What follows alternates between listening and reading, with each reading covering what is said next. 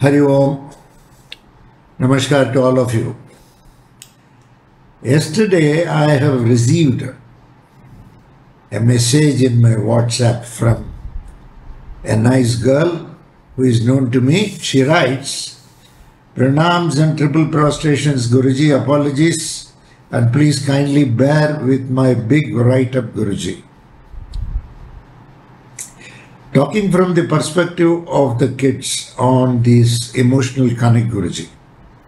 After a point, it was very clear that leaning on the parents for decision making, oblique direction or guidance did not seem like the right thing to do because all the answers they gave came from a different world and seemed to have their own agendas injected into it.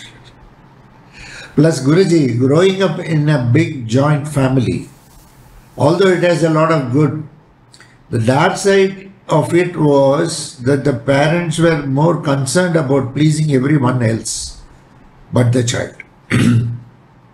The decision making came from satisfying others in the equation, often ignoring the needs or wants or sometimes even the safety of the child.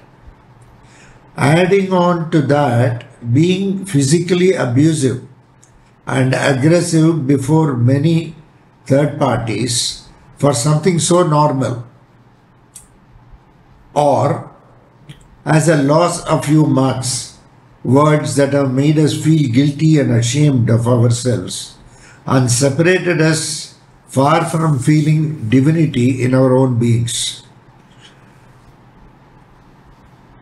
Alienated us from God and have brought upon us a sense of alertness that is ruining our nervous systems, making it impossible for us to truly relax into the moment, Guruji.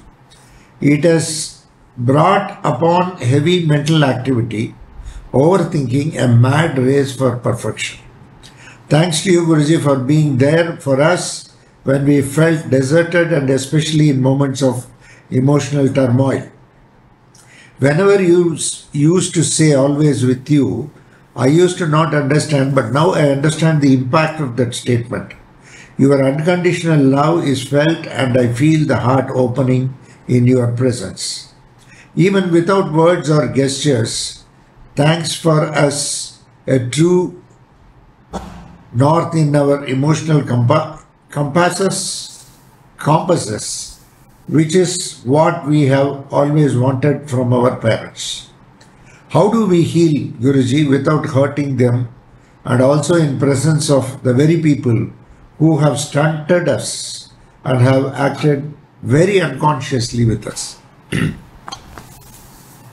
One thing what we have to understand is emotional connect, yes. In some families, emotion is used as a trump card.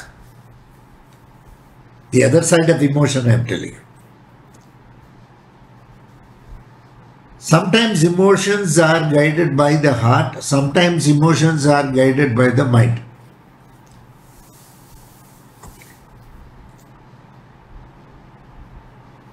When emotions are guided by the mind, because of the attachment issues,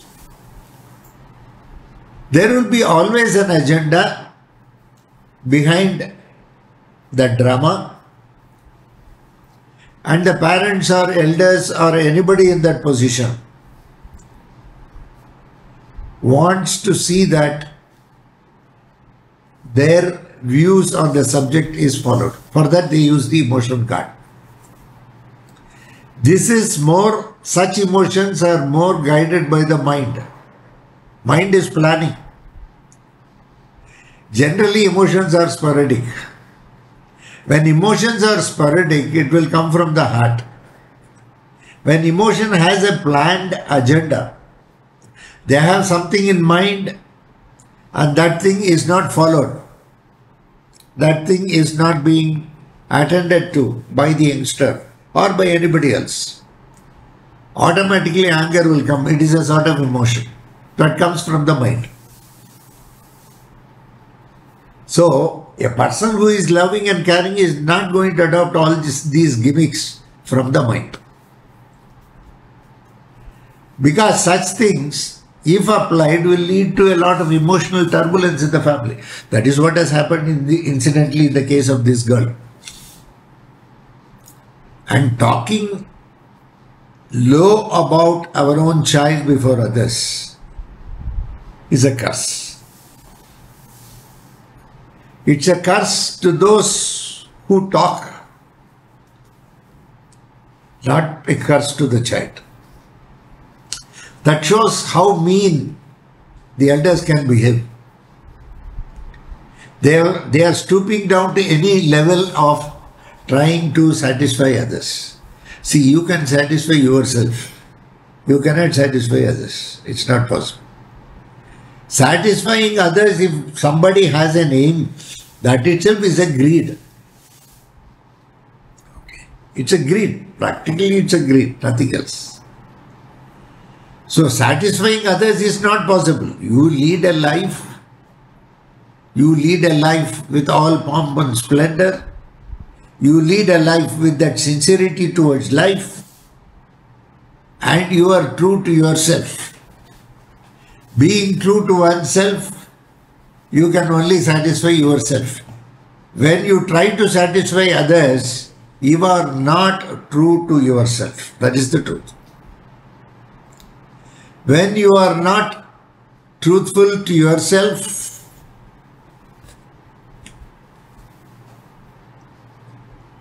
whatever you say is a damn lie. That emotion, you are using it to trap a person. This leads to emotional turbulence in the family.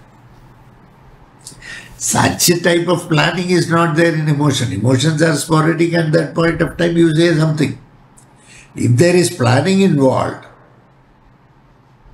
sometimes the parents will come with an agenda. See, I am telling only for your good. Please do engineering. It is always good. Your father is an engineer. Your mother is an engineer. Your grandfather is an engineer. We have been a family of engineers. They will keep talking this. So the agenda in the mind is to see that he goes into the engineering line. As they talk that, suddenly they will start crying. Now they will be using the emotion to see that the boy is convinced or the girl is convinced. This is from the mind. This is planned. This is very planned. Because at one stage they start fearing whether the boy will accept it or not. So they exhibit the emotions to see that their agenda is fulfilled. And talking ill about the child before outsiders, whether the child talks or whether the outsiders, whether the parents talk, it is not acceptable. You can never talk about your family to anybody else. Even between husband and wife, if you have some point of misunderstanding, it should be settled among yourself inside the bedroom. Nobody else should know it. Your children should not know it. The fight between the husband and wife. Then you will be regarded very cheap by your own children. They won't consider you as an important person for consulting. No. Okay. That is not correct. The child has got its own life. You cannot scuttle that life by bringing in your agenda to disturb that whatever the child plans are. Child can plan. It will certainly plan its own life. So your love must be to that extent that you can really encourage the child, put the child towards his dream, to make him work for that. For that, what little help you can do externally, you have to help. All these things you have to do. That is love. Attachment is something having in mind and planning and then exhibiting emotion and all that. Even parents should not do it. Should not do it. and using unparliamentary words before relatives. That is dangerous. That's not correct. Life is not perfection.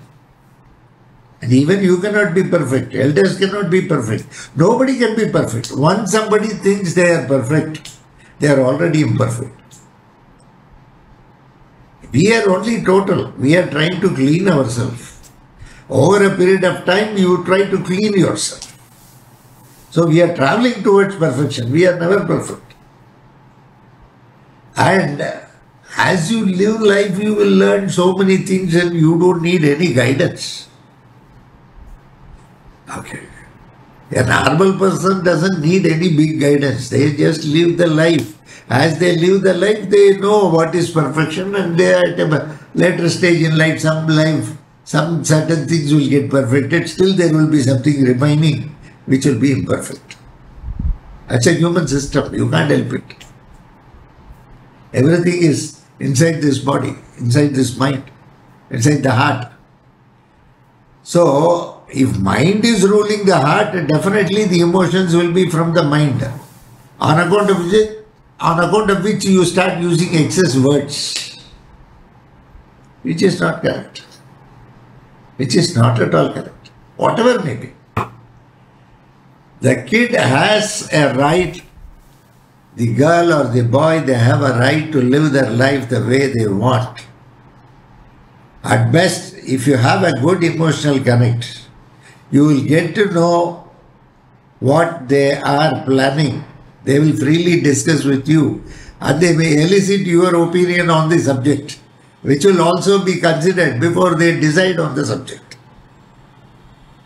So to that extent your love must be so that your children can, without fear or favor, they can very well discuss with you. They will not. They will just ignore you in case they find you being not useful to them. At that stage, then starting to use the emotions to hinder the development, it is not a matured approach.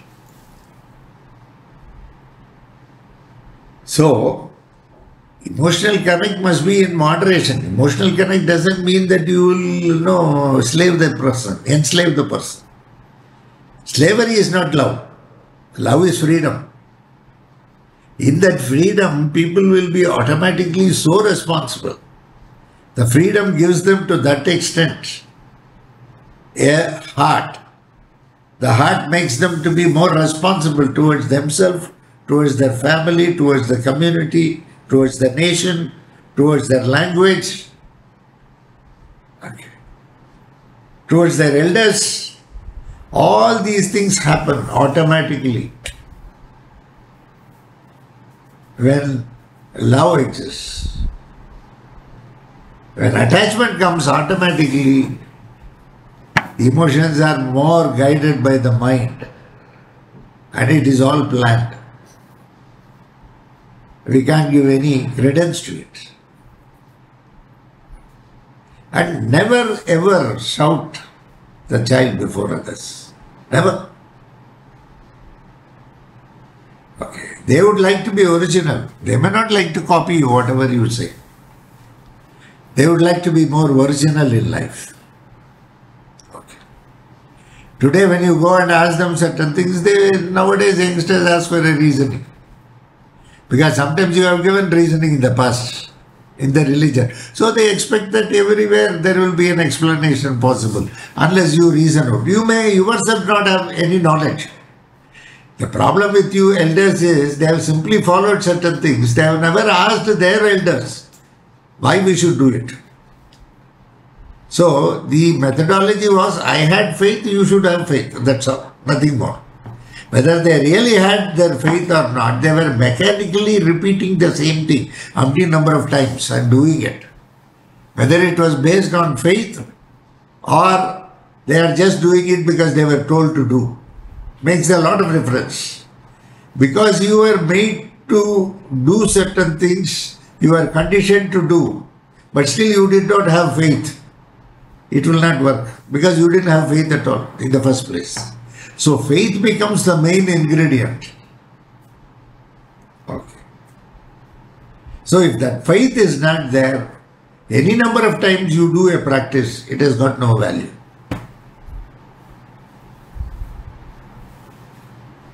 So the children, as they grow, they come to know many things. They keep updating their knowledge. They start comparing with what their parents have told them.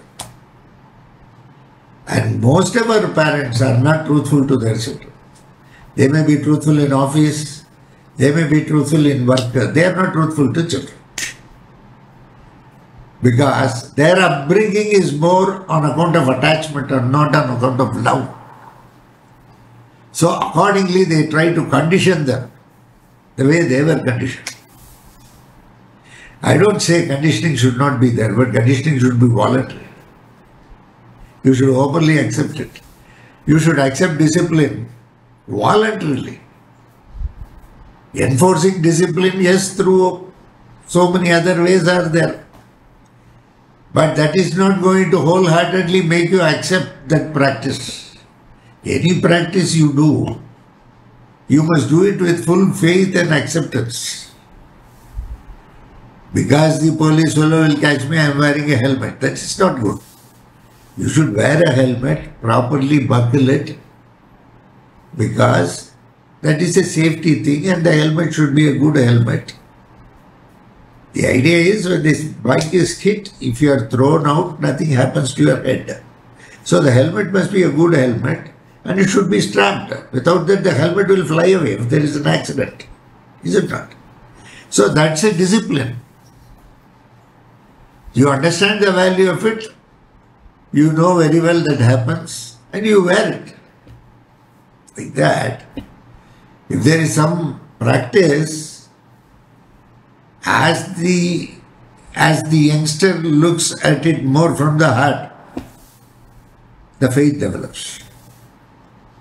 Mechanically coaching the youngster to do it repeatedly, then they don't do. Then you throw tantrums, you call names, and you talk in an unparliamentary language. No, that is not acceptable. That is not acceptable. So emotions have also got a dangerous side. The dangerous side is emotions guided by the mind. Emotions guided by the heart are always pure because it is pure love. Emotions guided by the mind are more on account of attachment. So they have their own agenda, they have their own planning, everything is there. God bless you all. Thank you very much. Some other time.